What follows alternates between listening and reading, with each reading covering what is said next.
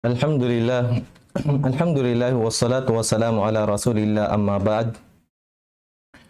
So, ang lahat ng papuri at pasasalamat ay para lamang sa Allah. Naway ang kapayapaan, pagpapala ng Allah ay mapasa kanyang propeta na si Muhammad sallallahu alaihi wasallam, sa kanyang pamilya, mga kasamahan at sa lahat ng mga taong tumahak sa matuwid na landas hanggang sa huling araw. Pinasasalamatan natin ng Allah subhanahu wa ta'ala sa mga biyayang ating natatanggap at mga pagsamba na maaari nating magawa bilang mga Muslim. At pagkatapos ay pinasasalamatan natin ang mga bumubuo ng ating programa. Naway biyayaan pa kayo ng Allah subhanahu wa ta'ala. Barakallahu fikum wa jazakumullahu khairan kathiran. At ang mga nakikinig at ang mga sumusubaybay sa ating programa, mashallah, naway gantimpalaan kayo ng Allah at bigyan tayo ng masaganang kaalaman tungkol sa ating pananampalataya. So, nung nakaraang mga episode ay pinag-aralan natin at tinalakay natin ang buhay ng isa sa mga propeta ng Allah, at yun nga ay si Propeta Adam alayhi salam at yung kanyang pamumuhay hanggang sa siya ay bawian ng buhay ng Allah subhanahu wa ta'ala. At hindi naman lihim sa atin na napakarami ang mga propetang ipinadala ng Allah subhanahu wa ta'ala. At halos hindi mabilang ang ilan sa kanila. Sabi nga sa Quran, mayroong mga propeta, mayroong mga sugo na sila ay ikinwento o sinabi ng Allah ang kanilang mga pangalan, at mayroon din namang mga propeta at sugo na hindi nasabi ang kanilang mga pangalan. So bilang pagpapatuloy ng pagtalakay sa buhay ng mga propetang ito, pagkatapos ng buhay ni Adam alayhi salam ay nagkaroon siya ng anak. Napakaraming anak tulad nga ng nabanggit natin. At kasama doon sa mga anak ni Adam alayhi salam ay si Sheth alayhi salam. Siya yung isa sa mga anak ni Adam alayhi salam na naging propeta din katulad ni Adam alayhi salam. At pagkatapos noon ay nanganak ang asawa nito na naging bunga ay si Idris. At ang buhay ni Idris, inshallah, ito yung pag-aaralan natin ngayon. Si Propeta Idris. Sino nga ba si Propeta Idris? So yung kwento ng buhay ni Propeta Idris ay napakaganda at kumbaga maraming aral tayong mapupulot dito, inshallah. Pero ito ay napakaikli. So alhamdulillah, sa episode na ito, inshallah, ay matalakay natin yung buhay ni Idris alayhi salam.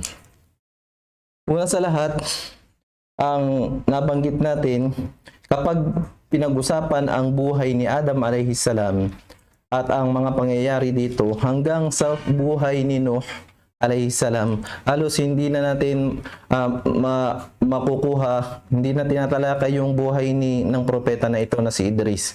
Pero si Idris, siya ay lolo ni Nuh alayhi salam. Ang kanyang tunay na pangalan, ang kanyang pangalan ay Idris bin Yarid bin Mahlail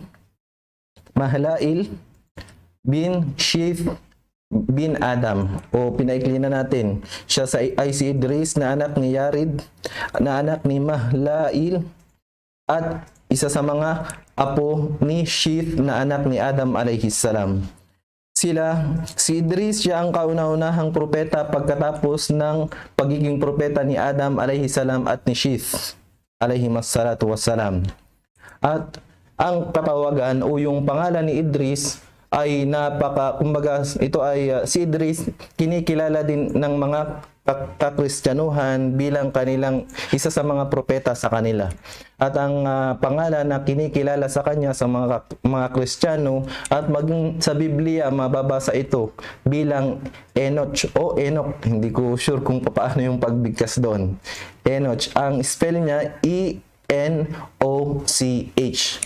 So yan ang katawagan na ibinigay sa kanya at kinikilala si Idris mula sa Torah o doon sa kapahayagan na ipinadala kay Propeta Musa o kay Propeta Moises alayhi salam. At ganun din sa Ebanghelyo ni Kristo o sa Injil. At sa Quran, nabanggit si Propeta Idris alayhi salam ng ilang beses dito. Allahu Akbar. So si Idris alayhi salam, siya ay pinanganak ayon sa mga narrations, nagkaroon sila ng iba't ibang opinion tungkol sa kapanganakan kung saan ipinanganak si Idris alayhi salam. Mayroong nakapagsabi na siya ay pinanganak sa Palestine o sa Iraq, at mayroon din naman nakapagsabi na siya ay pinanganak sa Misir o sa Egypt. At ang pinakamalakas na opinion ayon sa mga jamhurul ulama o doon sa karamihan sa mga ulama na nagsasalaysay ng talambuhay or nag-research sa buhay ni Prophet Idris alayhi salam, na ito ay pinanganak sa Palestine, sa lugar ng Babil, at doon siya lumaki. So si Idris ay katulad ng lahat ng mga propeta ng Allah subhanahu wa ta'ala na sinabi ng Allah mula sa Quran, mula sa Suratun Nahl, verse 36. Sinabi ng Allah subhanahu wa ta'ala, وَلَقَدْ بَعَثْنَا فِي كُلِّ أُمَّةٍ رَسُولًا أَنِ اعْبُدُوا اللَّهَ وَاجْتَنِبُوا الطَّاغُوتَ. Sabi ng Allah, sa pinakamalapit na kahulugan, siya ay nagpadala sa bawat nasyon ng kani-kanilang mga propeta o sugo. Nang sa gayon, ang mga propetang ito ng Allah ay magturo sa kanila ng pagsamba sa Allah subhanahu wa ta'ala at paglayo sa mga Diyos-Diyosan. So kung makikita natin yung buhay na ito, buhay ng mga propeta ay halos pare-pareho. Nagkaroon sila ng pagsubok sa kanilang mga nasyon na kinabibilangan dahil sa kanilang pagtuturo sa kaisahan ng Allah subhanahu wa ta'ala at pagsuway sa mga tao sa pagsamba sa mga Diyos-Diyosan o yung mga bagay na hindi dapat sambahin. Ganito ang nangyari kay Propeta Idris alayhi salam.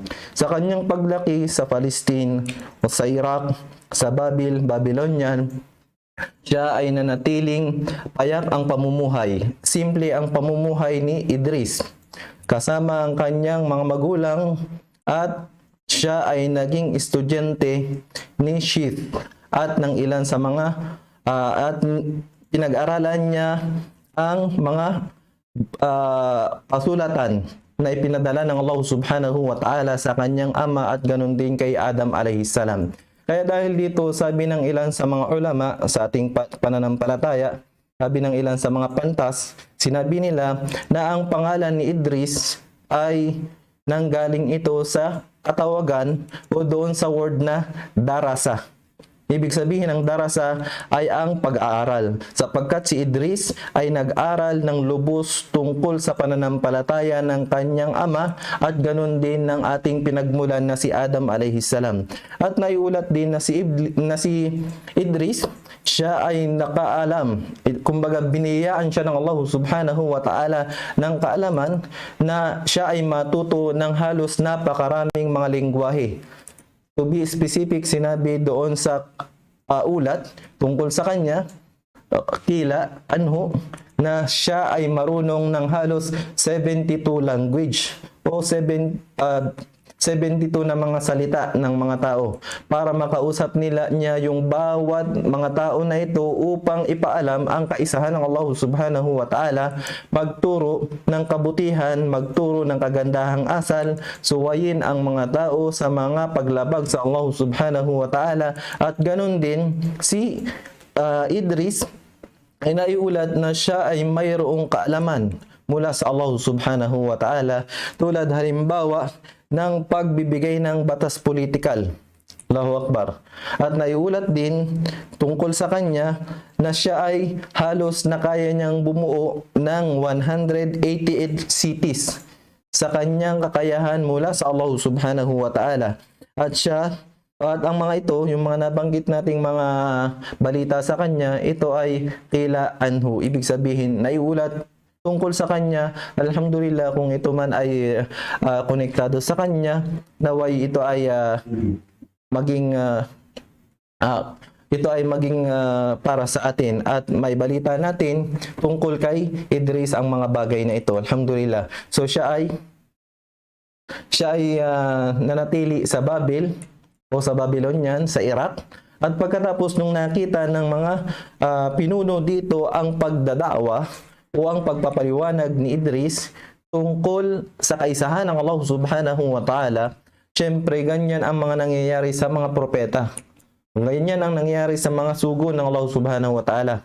kapag mayroong kabutihan silang daladala, yung shaitan o yung mga demonyo o yung mga masasamang nilalang, sila ay hindi sumasang-ayon sa katuruang ito. Dahil doon, siya ay ginipit ng mga tao doon sa kanyang mismong lugar na kung saan siya ipinanganak, hanggang sa siya ay magnais, hanggang sa siya ay nagkaroon ng mga ilang followers o tagasunod. At dahil doon, nagipit siya, pinagtiisin niya, pero nagipit pa rin siya hanggang sa nadama yung mga sumunod sa kanya, hanggang sa naisipan at iniutos ng Allah subhanahu wa ta'ala kay Idris na sila ay maglipat, maghijrah, o yung lumipat mula sa lugar ng kufur o ng kamangmangan o ng pagsuway sa Allah subhanahu wa ta'ala tungo sa lugar kung saan siya magiging payapa at kung saan makakaya niyang sambahin ang Allah subhanahu wa ta'ala kasama ng mga taong sumunod sa kanya nang sila ay walang ibang iniisip. Hanggang tulad nga ng sinabi natin, sila ay naghijra mula Iraq tungong Egypt, Misr. At dito na namuhay si Idris alayhi salam.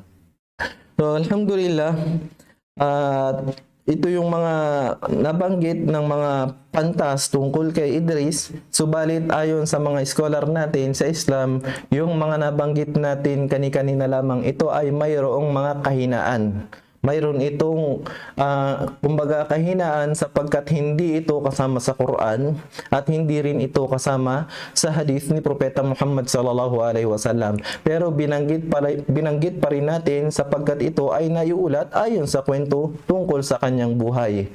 Allahumma in kana sahihan, at kung ito man ay maging tama, alhamdulillah, mayroon tayong impormasyon tungkol dito. At kung ito naman ay hindi tama, hindi naman ito makakabawas ng ating pananampalataya at hindi rin ito maaaring makadagdag kung tayo ay magsisikap ng tunay na pagsisikap sa ating pananampalataya. Pero mayroon tayong maibabalita tungkol sa isa sa mga propeta ng Allah subhanahu wa ta'ala. So yan si Idris alayhi salatu wassalam. So ang nabanggit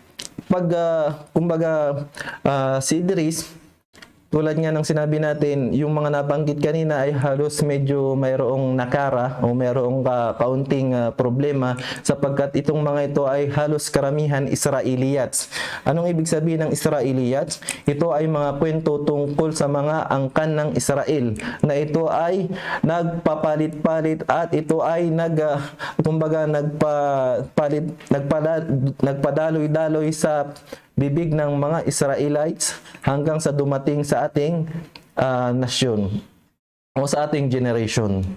At ngayon, tingnan natin kung ano yung mga matitibay na batayan sa ating pananampalataya tungkol kay Idris alayhi salam.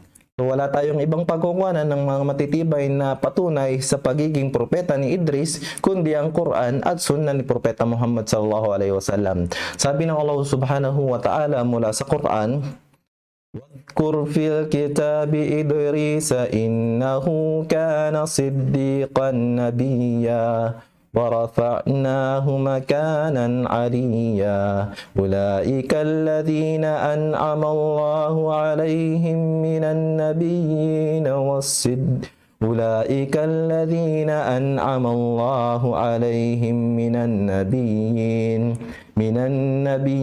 من ذرية آدم وممن حملنا مع نوح ومن ذرية إبراهيم وإسرائيل وممن هدينا واجتبينا إذا تتلى عليهم آيات الرحمن خروا سجدا وبكيا." Sa pinakamalapit na kahulugan, sinabi ng Allah subhanahu wa ta'ala mula sa Suratu Maryam o chapter tungkol sa buhay, tungkol kay Maria, chapter na ang pangalan nito ay Maryam, which is sa ating lengguwahe ay Maria o anak Maria na ina ni Isa, Jesus.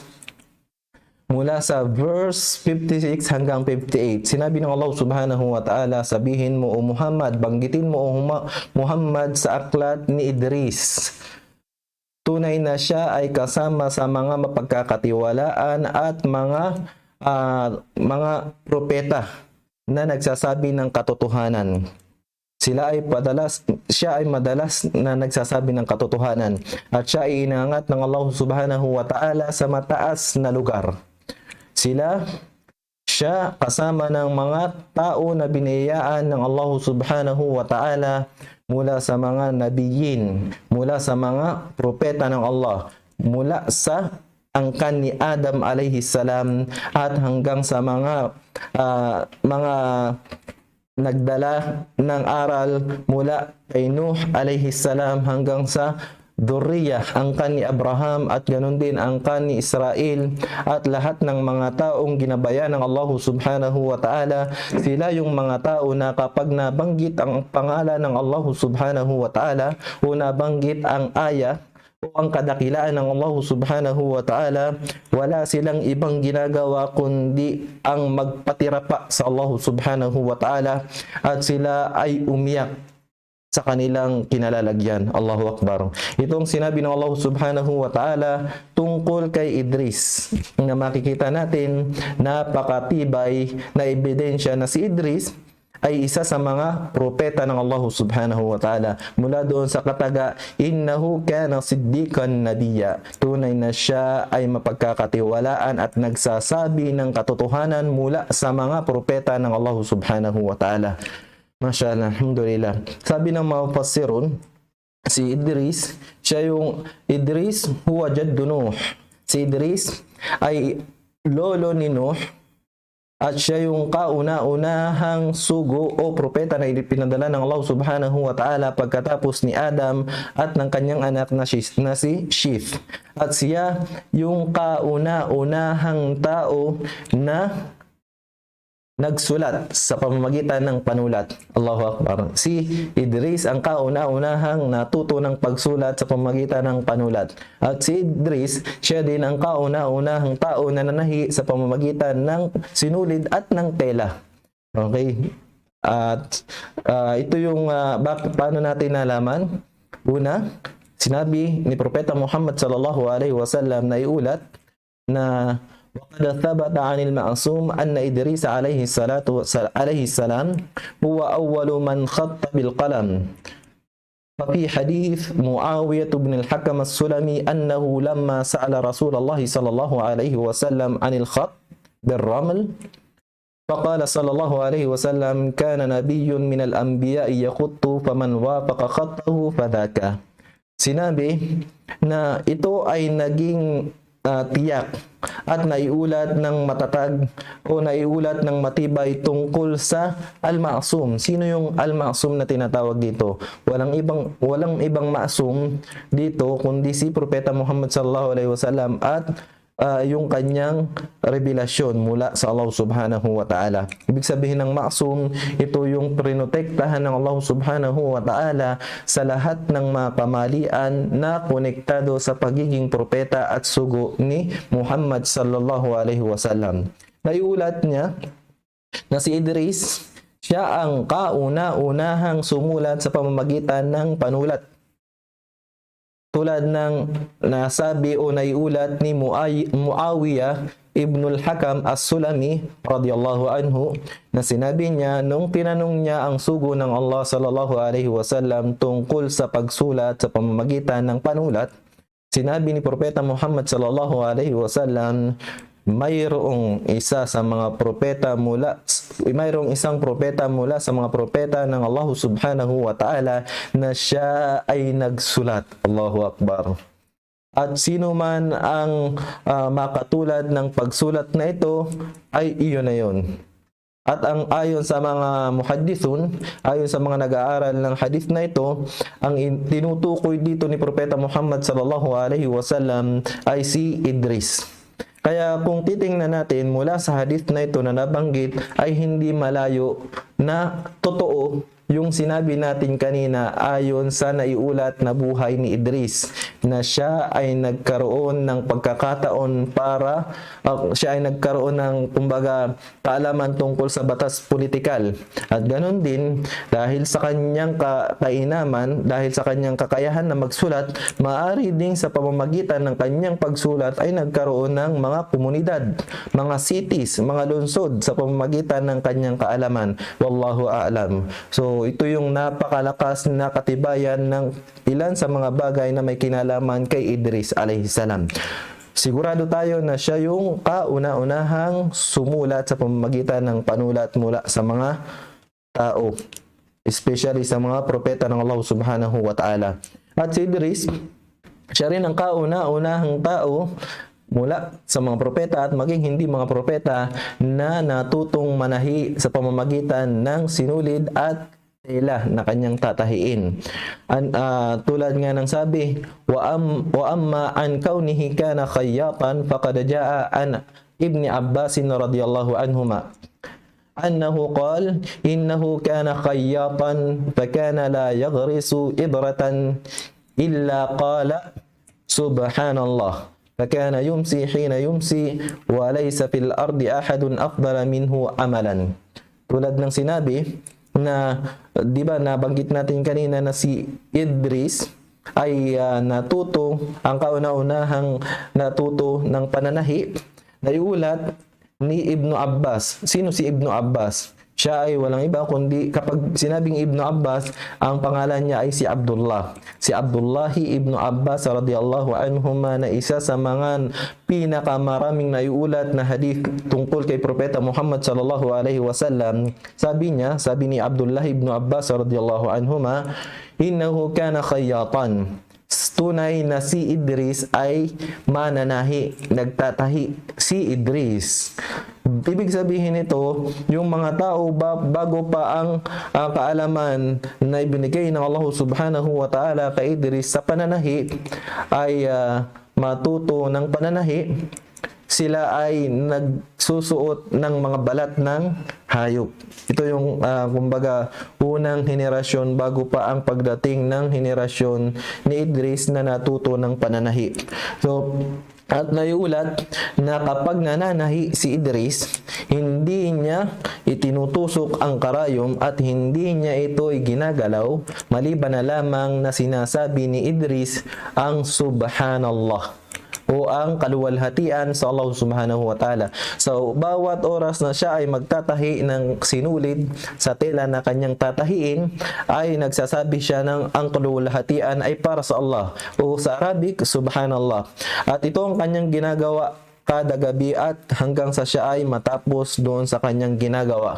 At sinabi ni Abdullah ibn Abbas radhiyallahu anhuma, walaysa fil ardi ahadun afdala minhu amalan. At wala sa ibabaw ng mundo o wala sa ibabaw ng kalupaan ang mas magiging higit ang kanilang mga gawain o ang kanilang pagsunod o ang kanilang mga ginagawa maliban lamang kay Idris. Ibig sabihin, lahat ng kainaman at kakayahan na kanyang maaring magawa doon sa pananahi na yun ay kanyang sinisigurado na ito ay magiging kapaki-pakinabang. Allahu Akbar. So yun ang isa sa mga sekreto sa buhay ni Idris.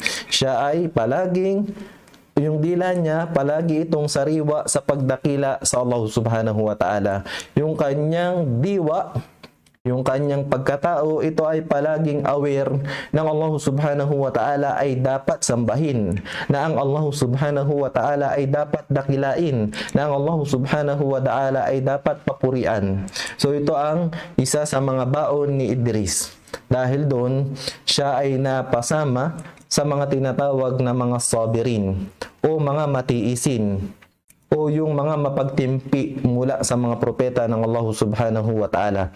Tulad nga ng nasabi natin, lahat ng mga propeta na ito, sabi ni propeta, tulad ng sinabi ni Propeta Muhammad sallallahu alaihi wasallam sa pinakamalapit na hulugan, ang mga tao ay sinusubukan ng Allah subhanahu wa ta'ala depende sa kanilang pananampalataya.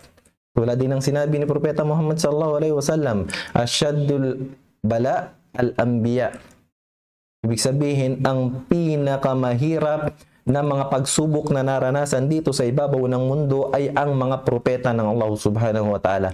At dahil doon sa dalil na binasa natin kanina mula sa Quran sa Surah Maryam na tumutukoy sa pagiging propeta ni Idris alayhi salam, hindi natin siya aalisin sa mga pagsubok na maaaring maranasan ng lahat ng mga propeta.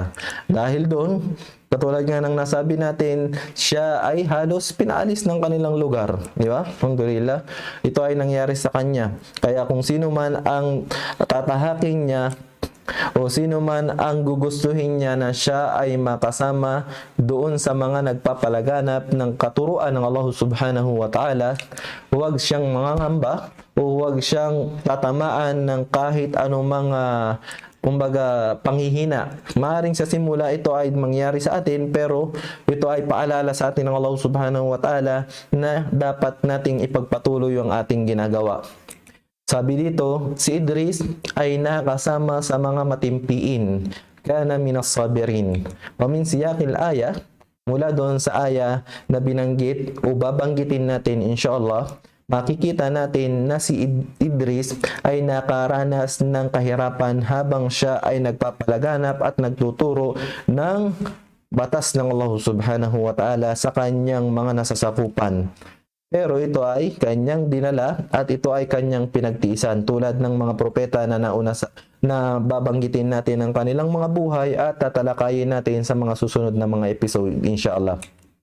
Dahil dito, siya ay kinilala ng Allah mula sa suratu Al-Anbiya. Anong sinabi ng Allah subhanahu wa ta'ala? Wa Ismaila wa Idris wa dhal kifl kullum minas sabirin wa adkhalnahum fi rahmatina innahum minas salihin. Sinabi ng Allah subhanahu wa ta'ala mula sa suratul Anbiya o chapter ng mga propeta ng Allah subhanahu wa ta'ala, verse 85 hanggang 86, sinabi niya sa pinakamalapit na kahulugan, at si Ismail, at si Idris, at si Dhul-Kifl, sila ay kasama sa mga matimpiin o matiisin. At sila ay pinasok ng Allah subhanahu wa ta'ala sa awa ng Allah. At sila ay kasama sa mga salihin o mga matutuwid na tao. Itong aya na ito o yung dalawang aya na ito ay patunay sa pagsang-ayon ng Allah subhanahu wa ta'ala sa kabutihan ng tatlong mga nabanggit. Una narito ay si Ismail, at pangalawa si Idris, at ganoon din si Dhul-Kifl. So dahil dito mga kapatid, mga magulang sa ating pananampalataya, mayroong isa sa mga khilaf o ilang mga opinion ng mga scholar sa ating pananampalataya na ito ay kapag nabanggit yung pangalan ni Idris at ni Ilyas dito sa Quran, sinasabi ng ilan sa kanila mula sa mga sahaba ni Propeta Muhammad sallallahu alaihi wasallam na si Ilyas, siya rin mismo si Idris. So yan yung unang opinion. Mayroong nagsabi na si Idris ay si Ilyas. At mayroon din namang nagsabi, ito yung pangalawang opinion, na si Ilyas ay hindi si Idris o si Idris ay hindi si Ilyas. Mula doon sa surah na pagka binabanggit yung Ilyasin, binabanggit nila na ito ay kumbaga Idrasin. Ibig sabihin yung paraan ng kanilang pagbanggit doon sa aya na yon ay konektado doon sa kaisahan ng dalawang pagkatao na ito o dalawang propeta na ito. Pero ang pinakamatatag at pinakamatibay na opinyon o pinakamalakas na opinyon ayon sa karamihan sa mga scholar ng ating pananampalataya na magkaiba si Idris at si Ilyas. Dalawang propeta ito ng Allah subhanahu wa ta'ala na magkaiba. So yan ang mas matibay o mas malakas sa mga opinion ng mga sahaba ni Propeta Muhammad sallallahu alaihi wasallam. Inshallah makikita natin, matutunghayan natin yan kung matatalakay natin ang buhay ni Ilyas inshallah. Dahil doon, makikita natin ano pa yung mga biyayang ibinigay ng Allah subhanahu wa ta'ala kay Idris dahil sa kanyang pagiging masunurin, pagiging matimpiin. Sinabi ng Allah subhanahu wa ta'ala mula doon sa suratu Maryam chapter ng Maryam, verse 57 and 58, sabi niya, وَرَفَعْنَاهُ مَكَانًا عَلِيًّا. Kumbaga si Idris ay iniangat sa mataas na lugar. At siya ay kasama ng mga biniyayaan ng Allah subhanahu wa ta'ala mula sa mga propeta, mula sa angka ni Adam, mula sa mga tao na nagdaladala ng kumbaga biyaya ng Allah subhanahu wa ta'ala, kasama si Nuh, lahat ng angkan ni Abraham at angkan ni Israel at lahat ng mga tao na sila ay naging kumbaga dinala nila yung gabay ng Allah subhanahu wa ta'ala. So sila, ito yung kumbaga sana ng Allah subhanahu wa ta'ala. Ito yung pagkilala ng Allah subhanahu wa ta'ala kay Idris. At kung mapapansin natin, kumbaga inshallah makikita natin pamaya sa mga aral na mapapansin natin si Idris ay mayroong kumbaga katangian na ginawang specific at special para sa kanya ng Allah subhanahu wa ta'ala. Dahil sa kabila ng kakaunting beses lamang siya o iilang beses lamang siya nabanggit kapag pinag-uusapan ang mga propeta ng Allah subhanahu wa ta'ala, hindi siya pinabayaan ng Allah subhanahu wa ta'ala na maging baliwala sa lahat ng mga propeta ng Allah. Ano yung sinabi ng Allah? وَرَفَعْنَاهُ مَكَانًا عَلِيًّا. Ang Allah mismo, ang Allah subhanahu wa ta'ala mismo, siya ang nag-angat kay Idris sa isang mataas na lugar. Allahu Akbar. Makanan aliyah. So ayon sa mga scholar, mayroong dalawang kung mayroon namang dalawang pagpapaliwanag yung warafa'nahu makanan aliyah. Ito ba ay raf'un hakiki, hissi, o raf'un ma'anawi? Ibig sabihin, ito ba ay pag-aangat ng literal o totoo o direktahan sa mataas na lugar, o ito ba ay ang pag-aangat sa mga bagay na hindi nakikita, katulad halimbawa ng paraiso na hindi pa natin nakikita hanggang sa ngayon. So ayon sa naiulat, an Hilal ibn Yasaf qal sa'ala ibn Abbas Ka'ban wa ana hadirun faqala lahu ma qawlullahi ta'ala li Idris wa rafa'nahu makanan 'aliyya. فقال كعب أما إدريس فإن الله أوحى إليه إني أرفع لك كل يوم مثل جميع عمل بني آدم لعله من أهل زمانه فأحب أن يزداد عملا فأتاه خليل له من الملائكة فقال إن الله أوحى إلي كذا وكذا فكلم ملك الموت حتى أزداد عملا فحمله بين جناحيه ثم صعد به إلى السماء فلما كان في السماء الرابعة تلقاه ملك الموت منحدرا فكلم ملك الموت في الذي كلمه فيه إدريس فقال وأين إدريس؟ قال هو ذا على ظهره فقال ملك الموت يا للعجب بعثت وقيل لي اقبض روح إدريس في السماء الرابعة فجعلت أقول كيف أقبض روحه في السماء الرابعة وهو في الأرض فقبض روحه هناك فذلك قول الله عز وجل ورفعناه مكانا عليا. So ayon sa naiulat, ito ay isa rin sa mga Israeliyat, o ibig sabihin kwento ng isa sa mga tagasunod na o isa sa mga tagasunod ng kakristyanuhan o yung mga Israelites. Naiulat ng isa sa mga nag-uulat tungkol sa buhay ni Idris, an Hilal ibn Yasaf, naiulat ni Hilal na anak ni Yasaf, sinabi niya na itinanong ni Abdullahi ibn Abbas si Ka'ab ibn al-Ahbar, si Ka'ab al-Ahbar o si Ka'ab na isa sa mga matutuwid na Kristiyano noon. O na habang siya ay nandoon sa kanilang harapan at siya ay present tungkol doon sa sinabi ng Allah subhanahu wa ta'ala, qauluhu ta'ala li Idris, tungkol sa sinabi ng Allah subhanahu wa ta'ala kay Idris na siya ay iniangat ng Allah subhanahu wa ta'ala sa mataas na lugar.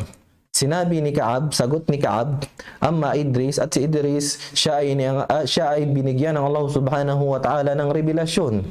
Sabi ng Allah sa kanya kay Idris, tunay na ikaw ay iangat ko sa iyo ang sa bawat araw ang halos lahat ng mga gawain, mabubuting gawa ng mga anak ni Adan. Ibig sabihin, sabi ng nagpapaliwanag ng hadith, na ang tinutukoy dito siguro doon sa mga mabubuting gawain na iaangat para kay Idris ay yung mga gawain sa kanyang mga nasasakupan o sa kanyang nasyon. Bakit? Dahil di ba meron tayong hadith tulad ng sinabi ni Propeta Muhammad sallallahu alaihi wasallam, man addalu alal khair kafailihi fa'ajruhu mithlu ajrihi aw kama fi ma'na qawlin nabi sallallahu alaihi wasallam. Ibig sabihin, yung mga tao na nagtuturo ng kabutihan o yung mga tao na gumagaybay sa ibang mga tao tungo sa paggawa ng kabutihan ay magkakamit sila ng gantimpala tulad ng mga tao na magiging matuwid dahil sa kanyang pagtuturo sa kanila. So dahil dito, ayon sa mga scholar, na ito yung sinabi dito sa hadith. Dahil dito sa ulat na ito. Dahil dito sinabi na minahal ni Idris o ninais ni Idris na dagdagan pa yung kanyang mga gawain. Allahu Akbar. Pinarami pa ni Idris ang kanyang mga gawain o gusto pa niyang madagdagan yung kanyang mga gawain. Pero ito yung dumating sa kanya dumating kay Idris yung isa sa mga anghel na malapit sa kanya at sinabi sa kanya, tunay ng Allah subhanahu wa ta'ala ay nag-reveal o siya, ang Allah subhanahu wa ta'ala ay nagbigay ng kapahayagan ng ganito tulad ng ganyan. Ibig sabihin ay nagpapahiwatig na malapit na ang pagdating ng kanyang huling hantungan o ng kanyang kamatayan ni Idris. At dahil doon, sabi ni Idris, kausapin mo si Malakal Maut, kausapin mo yung Malakal Maut para madagdagan pa ang aking mga gawain. Ibig sabihin, madagdagan pa yung kanyang buhay upang siya ay makagawa pa ng maraming magagandang mga gawain. At yung anghel na ito, ang ginawa niya dahil sa kanyang, ayon sa kwento, yung anghel dahil sa kanyang pagiging malapit kay Idris, dinala ng anghel na ito si Idris. Binaba, ibig sabihin isinakay niya ito sa kanyang likuran at ito ay iniakyat patungong kalangitan patungong langit hanggang sa sila ay makaabot sa ikaapat na palapag ng langit. At doon, pagdating doon ni Idris at ng anghel na ito, nakita ng anghel at ni Idris mismong yung Malakal Maut o anghel ng kamatayan. At dahil doon, kinausap ng anghel na ito si Idris. Kinausap ng anghel na daladala si Idris ang Malakal Maut. At sinabi ng Malakal Maut, nasaan si Idris? Okay, di ba? Inutos ni Idris na kausapin ng anghel na ito si Malakal Maut at kinausap niya at si Malakal Maut, tinanong niya nasaan si Idris. Sabi niya, si Idris ay nasa likod ko. Yan, nasa likuran ko. Sabi ng Malakal Maut, nakakamangha. Allahu Akbar. Sabi ng Malakal Maut, nakakamangha yung sitwasyon. Bakit? Kasi ako ay isinugo ng Allah at sinabi sa akin na kuhanin ko ang kaluluwa ni Idris sa ikaapat na kalangitan. At nung nalaman ito ni Malakal Maut, sabi niya sa kanyang sarili, paano ko kukuhanin o paano ko tatanggalin ang kaluluwa ni Idris mula sa kanyang katawan kung siya ay nasa sa ikaapat na langit, kung siya ay nasa lupa. Dahil doon niya napagtanto o doon niya nakita ang qadar ng Allah subhanahu wa ta'ala. At doon sa ikaapat na palapag ng langit ay kinuha ng Malakal Maut ang kaluluwa ni Idris. At doon, ito yung sinabi ng Allah subhanahu wa ta'ala, wa rafa'nahu makanan aliyah. At doon yung talagang sinabi ng Allah na tunay na iniangat ng Allah subhanahu wa ta'ala si Idris sa mataas na lugar. At naiulat an Mujahid fi qawlihi ta'ala, wa rafa'nahu makanan aliyya, qala Idris rufi'a wa lam yamut kama rufi'a Isa, in arada annahu lam yamut ila al-an ففي هذا نظر وإن أراد أنه رفع حيا إلى السماء ثم قبض هناك فلا ينافي ما تقدم من كعب الأحبر والله أعلم.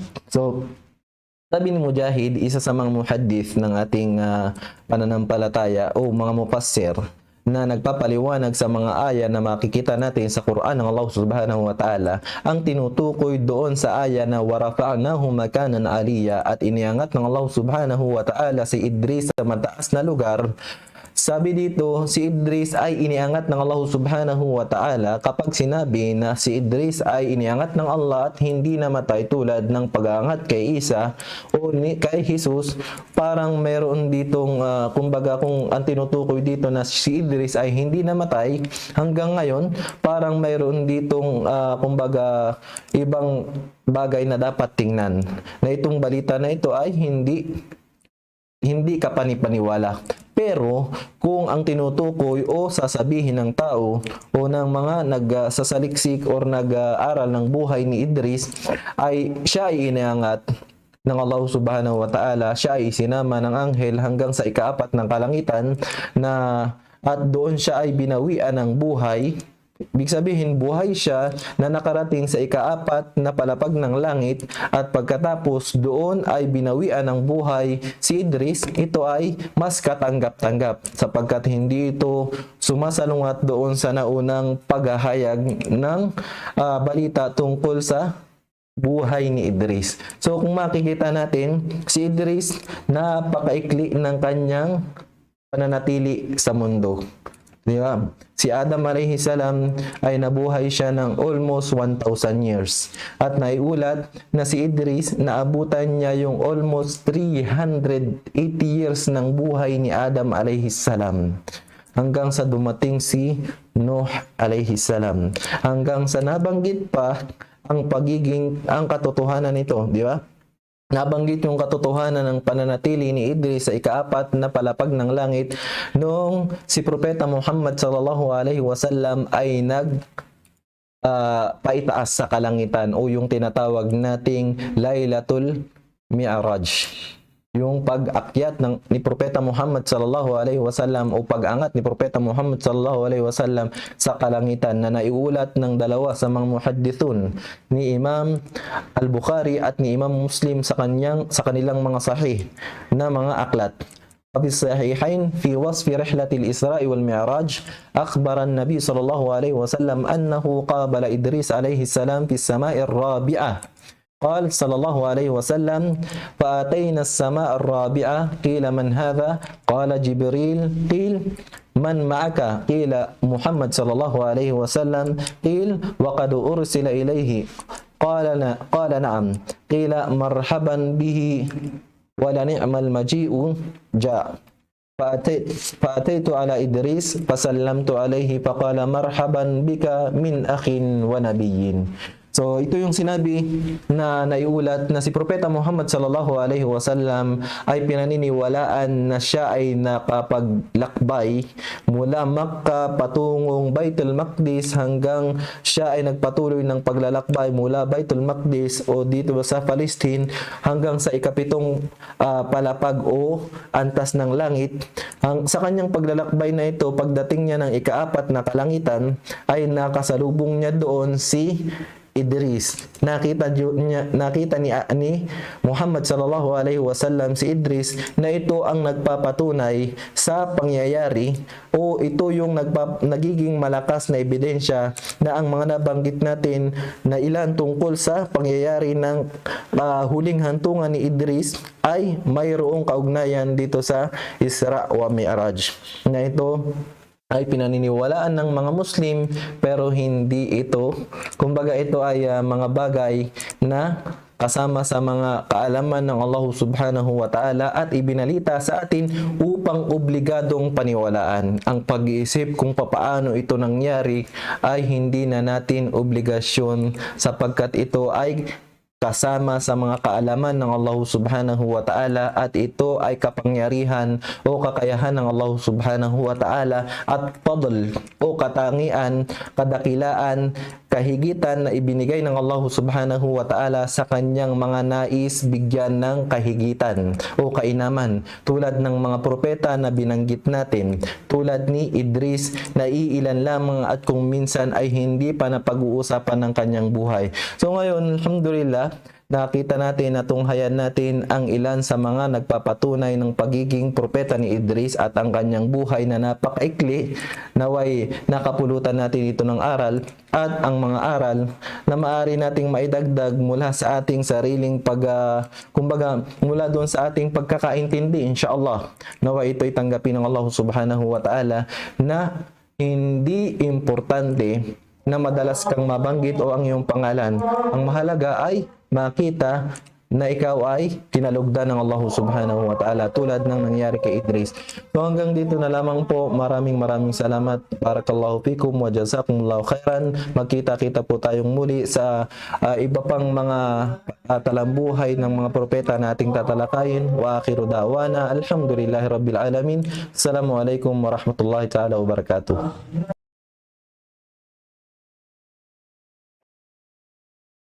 الله أكبر الله أكبر الله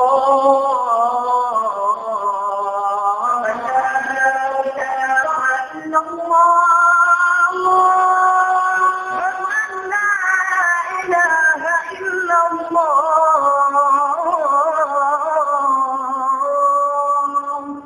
ومن أحسن قولا ممن دعا إلى الله وعمل صالحا وقال إنني من المسلمين.